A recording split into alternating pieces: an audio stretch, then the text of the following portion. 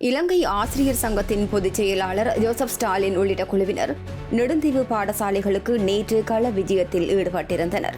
படகு போக்குவரத்தில் எதிர்நோக்கும் சிரமங்கள், ஆபத்துக்கள், வசதியின்மை குறித்து தீவக பாடசாலையில் பணியாற்றும் ஆசிரியர்கள், அதிபர்கள் மற்றும் அரச உத்தியோகத்தர்கள் இதன்போது தமது அதிருப்தியை வெளிப்படுத்தியிருந்தனர்.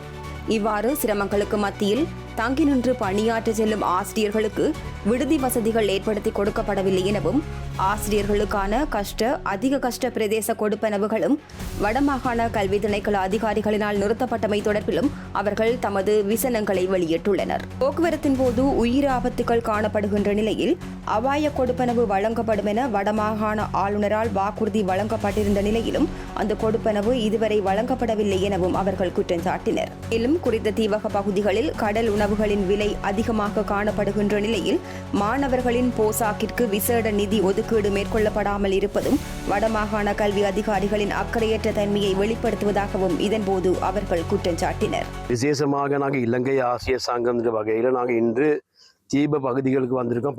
இந்த பிரத்யேக பாடசாலைகள்லாம் வந்திருக்கோம். நாங்கள் இந்த பாடசாலையில் இருக்கிற பிரச்சனைகளை பேசுறதுக்கு இப்போ நாங்கள் கண்டோம். டிசிசி மீட்டிங்கில் சொல்லியிருந்தாங்க, இந்த கஷ்டப்பிரதேச கொடுப்பனவு, இந்த பிரதேசங்களில் வாழ்கிற வந்திருக்கிற வேலை செய்கிற ஆசிரியர்களுக்கு கஷ்டப்பிரதேச கொடுப்பனவை கொடுக்கறதுக்காக அவங்க சொல்லியிருந்தாங்க. இப்போ கஷ்டப்பிரதேச கொடுப்பனவு எங்கே கொடுத்துருக்குறாங்க? இது வரைக்கும் கொடுத்தில்லை. இப்போ தற்போது இந்த தீவகத்தில் இருக்க இந்த நெடுந்தீவில் பாடசாலைகளில் கஷ்டப்பிரதேச கொடுப்பன கொடுத்த ஸ்கூல்லையும் எடுத்திருக்கிறாங்க. அப்போ வேறு இடங்கள்லேருந்து மாற ஆசிரியர்கள் எப்படி வேலை செய்வாங்க? யாழ்ப்பாணம் மையப்பட்டின ஆசிரியர்கள் இருக்கிறாங்க. இப்போ அங்கே வேலை செய்கிறப்ப ஆசிரியர் கொடுக்குற சம்பளம் இங்கே கூட சரி வருமா? இவங்களுக்கு ஒரு ஊக்குவிப்பு வேணும். இதுவரைக்கும் அந்த கஷ்டப்பிரதேச கொடுப்பனவை வெட்டி இருக்கிறாங்க. கொடுத்ததே வெட்டி, இது இன்னும் ஒண்ணுமே இல்லை. இப்ப இங்க தீவகத்துல வேலை செய்யற ஏனைய அரச ஊழியர்களுக்கு 5000 ரூபாய் கொடுப்பனவுன்னு கொடுக்குறாங்க அவங்களுக்கு. அப்ப எங்க ஆசிரியர் கொடுத்துருக்குறாங்க?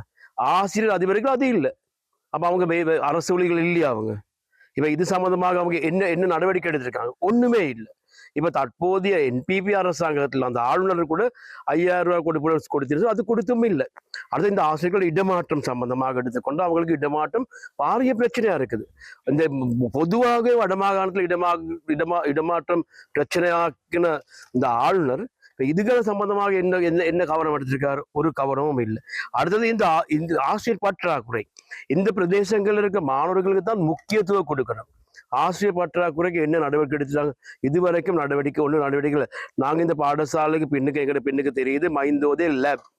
அந்த லேப்ல 90 கம்ப்யூட்டர்ஸ் இருக்குது. ஆனாலும் அதுக்கு ஒரு ஆசிரியர் இல்லை அங்க கற்பித்தல் செய்யறதுக்கு. இதை வளங்களை இந்த சில பாடசாலைகளுக்கு வளங்கள் வழங்கியிருந்தாலும் அது செயல்படுறதுக்கான மனித வளங்கள் வழங்கி இல்லை. இதை யாரு பாக்குறது? எந்த நாளும் இங்க வந்தா அதிகாரிகள் இங்கிட்டு போறதா இருக்கும். ஆனாலும் இதுக்கே நடவடிக்கை எடுத்துருக்குறாங்க. அதோட எங்களுக்கு தெரியும், அரசு கல்வி சீர்திருத்தம் கொண்டு வருகிறாங்க. இப்ப முதலாம் ஆண்டு கல்வி சீர்திருத்தம் கொண்டு வந்த பிந்தி நாங்க பல பாடசாலைகள்ல முதலாம் ஆண்டுக்கான நூல்கள் மாடியூல்ஸ் பாடசாலை பிள்ளைகளுக்கு இல்லை. இதுக்கெல்லாம் யார் பாக்குறது? இவங்க இந்த பிள்ளைகள் படிக்கிறது இல்லையா? அப்ப விசேஷமாக நாங்க கவனத்தை செலுத்த வேண்டும் இப்படியான கஷ்ட பிரதேசங்கள்ல மாணவர்களை வெளியெடுக்கிறதுக்கு, அதுக்கான செயல்படுறதுக்கு. ஆனாலும் அரசாங்கம் அந்த செயல்பாட்டில் இருக்கிறாங்கன்னு நாங்கள் கேட்கிறோம். அதனால விசேஷமாக பாடசாலை வளங்கள், பாடசாலைக்கு மனித வளங்கள் கொடுக்கிற சம்பந்தமாக, இடமாற்றம் சம்பந்தமாக, சேவையில் இருக்கிறவங்களை ஊக்குவிப்பு சம்பந்தமாக என்ன நடவடிக்கை எடுக்கிறோம்? ஒண்ணுமே இல்லை. எப்படி சரி பாடசாலை கொண்டு போக தான் பார்க்குறாங்க. அப்ப அப்படி பாடசாலையில கொண்டு போய் என்ன நடக்க போகுது? தற்போது கூட நாங்கள் காரணம் சில பாடசாலைகள் கற்பித்தல கொண்டு போக கூட இயலாத மாதிரி இருக்கிறாங்க. இந்த நெடுந்தீவுல நாங்கள் காரணம் பிரதான பாடசாலையில கூட இப்படி ஆசிரியர் பற்றாக்குறை இருக்கக்குள்ள ஏனைய பாடசாலைகளை பத்தி என்ன பேசுறது? எங்களுக்கு விசேஷமாக நாங்கள் காரணமாக தான் நாங்கள் சில சப்ஜெக்ட்ஸ்களுக்கு டீச்சர்ஸே இல்லை. எப்படி பிள்ளைகள் படிக்கிறது? அப்ப அதை பத்தி கவனமே இல்லையா?